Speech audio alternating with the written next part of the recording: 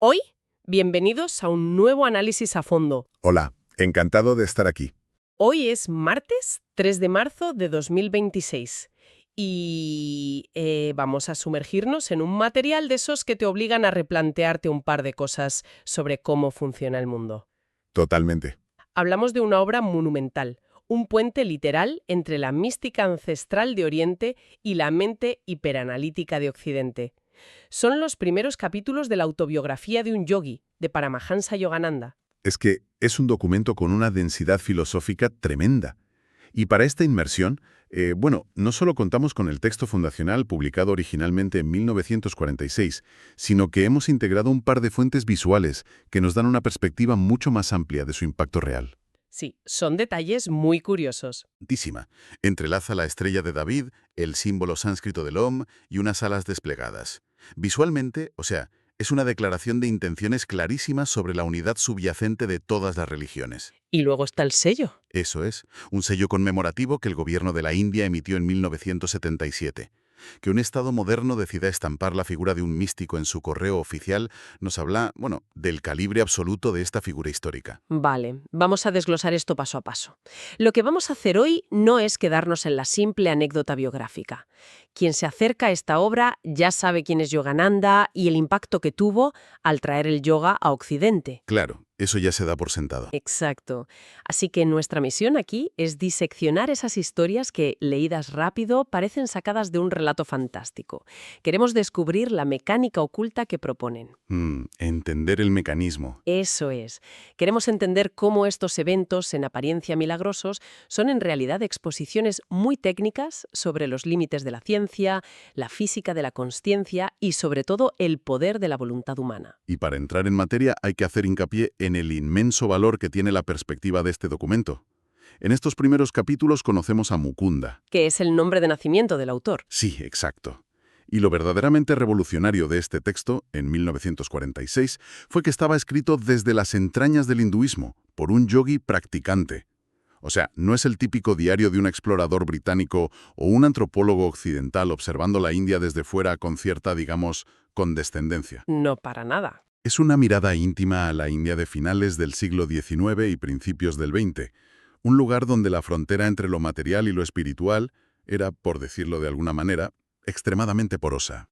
Porosa es la palabra perfecta.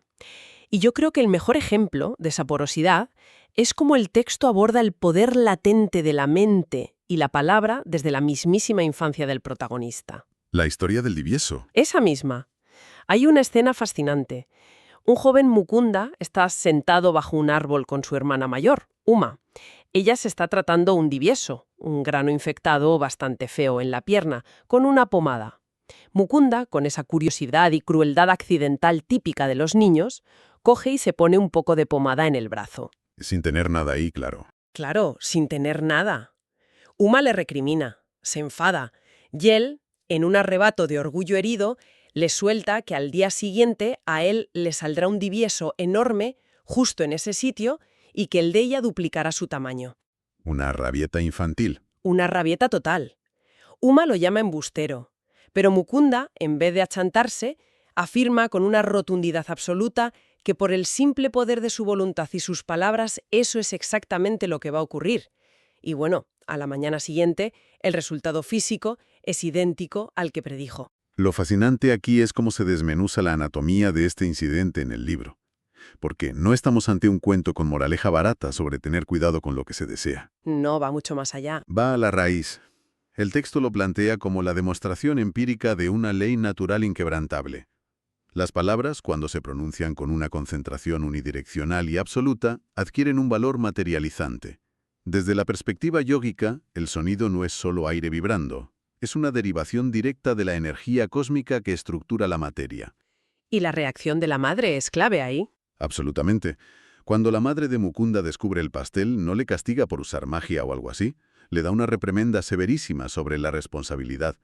Le enseña que el lenguaje humano es un explosivo de alta potencia. Claro, le está diciendo básicamente que acaba de detonar una bomba en su propio brazo por pura vanidad. Tal cual. Y de hecho le queda una cicatriz permanente que le sirve como recordatorio físico de que esa fuerza mental debe dirigirse exclusivamente para sanar o aliviar dificultades, jamás para dejar marcas. Es una lección brutal.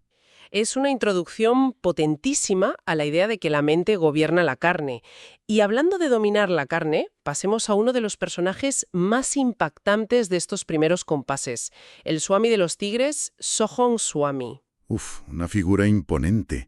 Antes de tomar los hábitos monásticos, este hombre era un gladiador indio que se ganaba la vida peleando contra tigres de Bengala salvajes, a mano descubierta. A mano descubierta. Es que se dice pronto. Y su carrera culmina con un enfrentamiento contra un tigre gigantesco conocido como Raja Begum, organizado puramente para el entretenimiento de un príncipe local. Pero pongámonos en la piel de un lector escéptico por un momento. Porque luchar contra un tigre de Bengala de 200 kilos con las manos desnudas suena a mito exagerado por el paso del tiempo. ¿Cómo justifica el texto que un ser humano sobreviva a eso, sin ser despedazado en el primer segundo? Ahí radica la brillantez de la anécdota. El propio Swami desmitifica la idea de la fuerza bruta. Él explica que, por muchos músculos que tengas, si tu mente entra en pánico ante las fauces de la fiera, estás muerto, no hay más. El miedo te condena. Exacto. La técnica real ocurre antes del primer zarpazo. Consistía en proyectar una tensión mental tan aplastante que lograba transformar, psicológicamente, al tigre en un gato dócil. Imponía su voluntad sobre el instinto del animal. O sea, el combate físico era casi un trámite posterior. La verdadera batalla se ganaba en el terreno mental. Es fascinante ver cómo somete a la bestia física.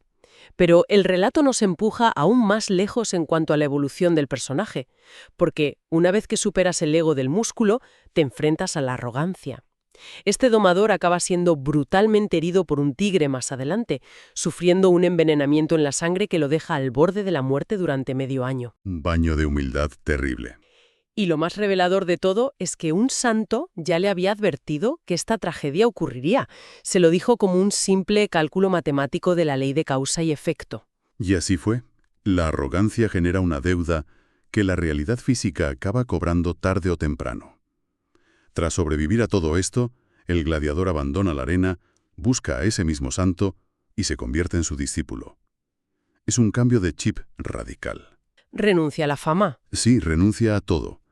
El Swami de los tigres comprende entonces que someter las pasiones salvajes, la ira y la ignorancia, que deambulan por la selva de la propia mente humana, es una proeza infinitamente más compleja y valiosa que golpear a un animal inconsciente dentro de una jaula. Pasa de dominar el terror de los demás a diseccionar su propio ego. Y fíjate que ese salto del ego físico al ego espiritual nos lleva de lleno al terreno más resbaladizo y debatido de la obra: los supuestos milagros y los poderes sobrenaturales. Un tema delicado. Muy delicado. Al leer estos capítulos nos encontramos con un desfile de figuras con capacidades que rompen la física convencional por completo. Tenemos a Bajuri Mahasaya, un santo que se describe levitando a varios palmos del suelo mediante pranayama, que son técnicas avanzadas de respiración. Sí. Y luego está Ganda Baba, el famoso santo de los perfumes. Este hombre era capaz de coger una flor silvestre sin olor y materializar en ella una fragancia intensísima a jazmín, o de crear mandarinas frescas en un plato vacío. Fenómenos que, descritos así, aislados, suenan a ilusionismo de salón, a trucos de magia baratos. Pero el texto no se queda en el asombro visual, sino que ofrece una explicación mecanicista. Atribuye estas capacidades al control de lo que denomina vitatrones. Vitatrones. Sí, fuerzas sutiles de la luz. Espera, vamos a detenernos ahí un segundo. Cuando el texto habla de vitatrones y de alterar la estructura atómica de una mandarina, ¿lo está planteando como una metáfora puramente espiritual o Yogananda lo presenta de forma literal, casi como una protofísica cuántica? Lo presenta de manera absolutamente literal y técnica. Para la ciencia yógica expuesta aquí, la materia material no es sólida. Es simplemente luz congelada, energía vibrando a una frecuencia específica. Como patrones de vibración. Exactamente eso. El yogi que ha dominado su propia mente puede alterar esa frecuencia, reorganizando los átomos a voluntad. Insiste en que no es magia. Es física aplicada desde un estado de conciencia superior. Y aquí es donde la cosa se pone realmente interesante, porque cualquiera pensaría que tener el poder de materializar cosas de la nada sería la meta máxima, el objetivo final. Sin embargo, la obra da un giro filosófico enorme. Los verdaderos maestros espirituales de esta tradición desprecian abiertamente estas exhibiciones. Las ven como distracciones. Sí, cuando Mukunda le cuestiona al santo de los perfumes la utilidad de sus actos, la conclusión a la que llega, y que luego respaldan otros sabios, es demoledora. Los olores se desvanecen. ¿Qué sentido tiene gastar una inmensa energía cósmica en satisfacer los sentidos temporales de un cuerpo físico que va a perecer? Si conectamos esto con un panorama más amplio, vemos que es el núcleo conceptual de la obra. Mostrar estos poderes fenoménicos es, de hecho, un síntoma de inmadurez espiritual. De no haber entendido nada. Claro, en la filosofía hindú, el mundo material es maya, una ilusión cósmica, un teatro de sombras. Jugar a modificar las sombras demuestra que sigues atrapado en la obra de teatro. El objetivo real no es manipular la ilusión, sino alcanzar la unidad absoluta con el infinito. Y para ilustrar esa diferencia enorme entre jugar con Maya y dominarla, el texto nos presenta a Swami Pranavananda, conocido como el santo de los dos cuerpos. Impresionante su historia. Un hombre que logra la bilocación, literalmente materializando un segundo cuerpo físico a kilómetros de distancia. Pero fíjate en la motivación, que es lo importante. No lo hace para impresionar a un público, ni para ganar seguidores, ni donaciones. Lo hace por una necesidad práctica muy temporal para comunicarse con un amigo. Demuestra un control tan silencioso y absoluto sobre la materia que resulta casi burocrático, rutinario para él. Es que no le da ninguna importancia. Ninguna. De hecho, cuando Pranavananda habla de su mayor logro vital, ni siquiera menciona la bilocación. Habla de la inmensa pensión de paz insondable que la divinidad le ha otorgado tras años de meditación. La paz es el objetivo. La alteración material es solo un efecto secundario irrelevante. Es una distinción crucial. Y hay un elemento simbólico en la juventud de Mukunda, que cierra perfectamente este ciclo sobre el desapego a lo material. Es la historia del amuleto de plata. Preciosa historia. Su madre recibe un talismán materializado por un ermitaño con la orden estricta de dárselo a Mukunda cuando sea mayor. Durante sus años de búsqueda espiritual más agónica, cuando el chico no lograba encontrar a su verdadero maestro, se aferra a ese amuleto como a un salvavidas. Siente que emana una presencia que le sostiene en los peores momentos. Y la profecía del ermitaño sobre ese amuleto es muy específica. Dicta que el objeto tiene un propósito temporal y que desaparecerá por sí solo cuando su función concluya. Y eso es exactamente lo que ocurre. El mismo día que Mukunda por fin conoce al que será su gurú definitivo, Sri Yukteswar, vuelve a su habitación, abre la caja cerrada con llave, donde guardaba el amuleto dentro de un sobre, y ha desaparecido. Se esfuma. Se esfuma sin dejar rastro de que la caja haya sido forzada. La metáfora es brutal. La herramienta física deja de existir en el preciso instante en que la consciencia alcanza su objetivo. La materia es un simple andamio. Una vez construido el edificio espiritual, el andamio sobra, ya no lo necesitas. Y lo que hace que esta autobiografía sea una pieza clave del siglo XX es cómo no se conforma con dejar todas estas ideas en el plano místico o filosófico. El autor hace un esfuerzo deliberado por trazar un puente directo entre este conocimiento ancestral y la vanguardia científica de la época. Totalmente. Entramos en la intersección pura entre ciencia y espíritu. Y aquí la figura clave es Jagadish Chandra Bose. Hablamos de un peso pesado de la ciencia real, un pionero mundial de la comunicación inalámbrica, anterior incluso a Marconi en muchos aspectos de la tecnología de radio. Un científico de primer nivel. Sí, pero la vida de Bose da un giro interesantísimo. En lugar de patentar y explotar comercialmente la radio para amasar una fortuna gigantesca, abandona ese camino. Se encierra a estudiar biología y botánica, y desarrolla un instrumento que, para la época, parece de ciencia ficción, el crescógrafo. El crescógrafo es un dispositivo fundamental para entender la validación científica de las tesis del libro. Era un mecanismo óptico ultrasensible capaz de magnificar el movimiento y el crecimiento celular de las plantas hasta 10 millones de veces. Y el texto describe una demostración que Bose realiza en su propio laboratorio ante un atónito Mukunda. El famoso experimento con el helecho. Exacto. Bose conecta el crescógrafo a un helecho común y corriente. Primero, introduce cloroformo en el ambiente. En la pantalla de proyección del laboratorio se observa cómo la gráfica de crecimiento celular, que latía a un ritmo constante, se frena en seco. O sea, le está aplicando anestesia general a un helecho de la misma forma que a un paciente humano antes de entrar a un quirófano. Tal cual, la planta entra en letargo químico profundo. Luego le administra un antídoto y la gráfica vuelve a mostrar actividad vital en la pantalla. Pero el clímax del experimento es cuando Bose toma un instrumento afilado y corta de cuajo un segmento del helecho. La máquina registra unas violentas oscilaciones en la pantalla, que son verdaderos espasmos de dolor, seguidos por una línea plana y definitiva. ¡Madre mía! La muerte de la planta registrada gráficamente ante sus ojos. Es que ver eso en los años 30 o 40 debió ser un colapso mental absoluto. Rompe por completo la barrera entre lo que consideramos un organismo que siente y un simple adorno verde que tenemos en el salón. Pero es que Bose no se queda en la botánica. Lleva el crescógrafo un paso más allá y lo aplica a lo inorgánico, a los metales. Sí, ahí ya rompe todos los esquemas. Toma una lámina de estaño o de acero y demuestra bajo la lupa de sus instrumentos que el metal sufre fatiga estructural tras un estímulo continuo, que si le dejas descansar en paz, el metal recupera su elasticidad original. E incluso demuestra que muere, perdiendo irreversiblemente su capacidad de respuesta si le aplicas un químico venenoso o una descarga eléctrica extrema. Desde una perspectiva analítica, este es el momento donde la obra fusiona definitivamente Oriente y Occidente. El rigor empírico de Bose, con sus gráficas, sus microscopios y sus protocolos estrictos de laboratorio, erradica la frontera entre el reino animal, vegetal y mineral. Lo unifica todo. Todo. Demuestra científicamente lo que los antiguos sabios de la India, los rishis, proclamaban hace miles de años sentados en cuevas mediante pura introspección. Que no existe la materia inerte. Existe un tejido uniforme, una sola fuerza vital vibratoria que interconecta absolutamente toda la creación. Todo responde. Y como dice el propio Bose, en una reflexión bellísima recogida en el texto, el verdadero laboratorio, el único lugar donde ocurre la verdadera síntesis, es la mente del científico.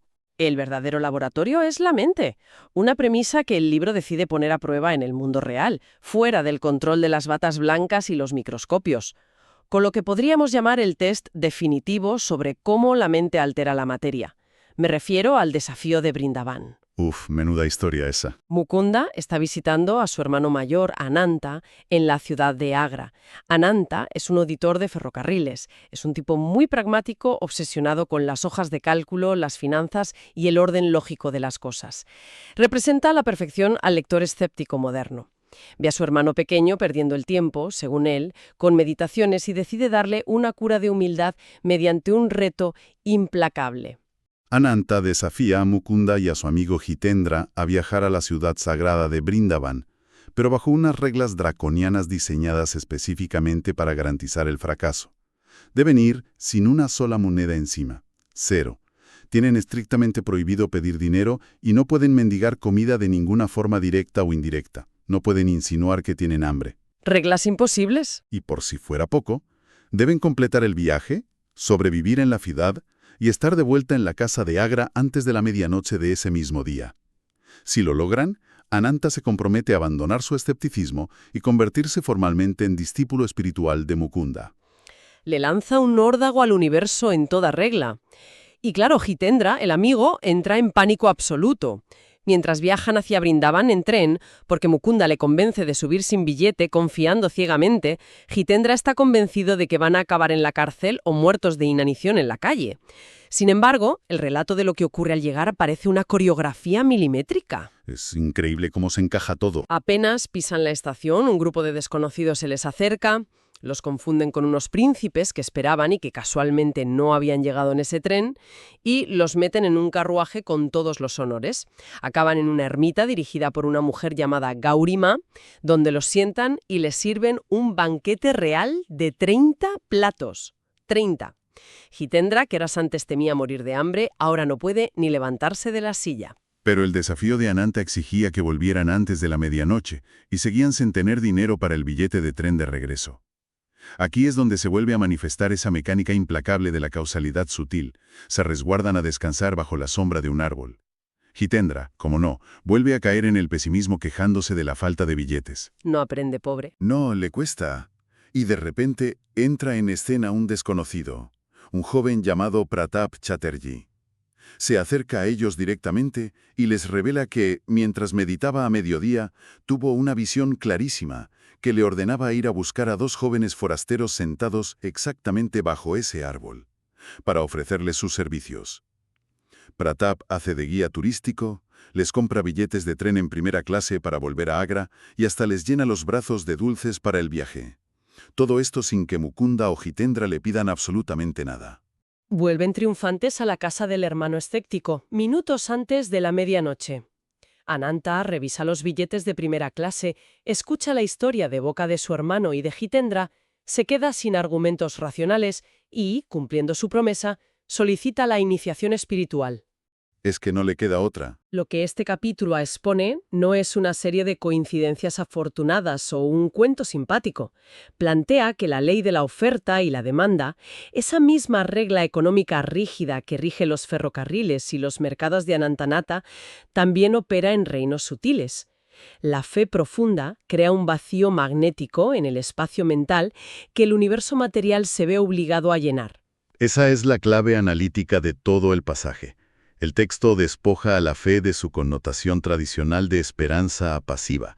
Aquí, la fe se define como una tensión volitiva activa, un estado psicológico de certeza absoluta que altera literalmente el entorno físico. Las apariciones de Gauri-Ma y de Pratap-Charari no son presentadas como intervenciones mágicas caprichosas, sino como las respuestas inevitables a la intensa demanda magnética que emitía la mente de Mukunda frente al pánico de su amigo. Entonces, la gran pregunta: ¿qué significa todo esto? Si retrocedemos un paso y miramos el cuadro completo de estos primeros capítulos, vemos que no estamos ante un simple anecdotario exótico para fascinar a lectores aburridos. Es un tratado que busca dinamitar nuestras nociones preestablecidas sobre los límites de lo posible. Es un desafío intelectual. Exacto. Nos expone que tanto el misticismo antiguo como la ciencia empírica de vanguardia caminan hacia el mismo centro geométrico, ya sea alterando la estructura celular de una planta ante las lentes del Dr. Bose, controlando la biología mediante la meditación extrema a orillas del Ganges, o materializando billetes de tren en Brindavan mediante la concentración absoluta. Todo apunta a un mismo axioma fundamental. La consciencia no es un subproducto biológico del cerebro, es el sustrato mismo de la realidad material. Y esto plantea una pregunta importante sobre qué hacemos con este tipo de información en nuestra propia vida. Porque el texto es implacable en su exigencia. La teoría, por muy reveladora o bonita que sea, es estéril sin la experimentación directa. De nada sirve intelectualizar las leyes de la energía si no te sometes al rigor de la práctica. Hay que ponerlo a prueba. El conocimiento real exige poner a prueba esa comprensión en el caos del día a día. Igual que el Swami tuvo que ser herido casi de muerte para entender que su mayor enemigo era su propio ego. O igual que Mukunda tuvo que atreverse a caminar sin un céntimo por una ciudad desconocida para validar la mecánica de sus creencias frente al escepticismo lógico de su hermano. Y para ir cerrando este análisis a fondo, dejamos una idea para que cualquiera que nos escuche reflexione a solas. Si los minuciosos experimentos de Bose probaron, sin lugar a dudas, que una barra de metal siente fatiga y experimenta un colapso vital ante un veneno, si todo, hasta el acero más duro, está vibrando con cierto grado de sensibilidad, y si una mente humana, bien concentrada, puede detonar un efecto biológico casi instantáneo, como ese divieso en el brazo de un niño herido en su orgullo, entonces la gran incógnita no es averiguar qué es un milagro. Desde luego que no. La verdadera pregunta es otra. ¿Dónde termina exactamente nuestra consciencia y dónde empieza realmente el mundo físico que creemos que nos rodea? Es un debate fascinante sobre el papel de nuestra propia atención en la creación de la realidad diaria.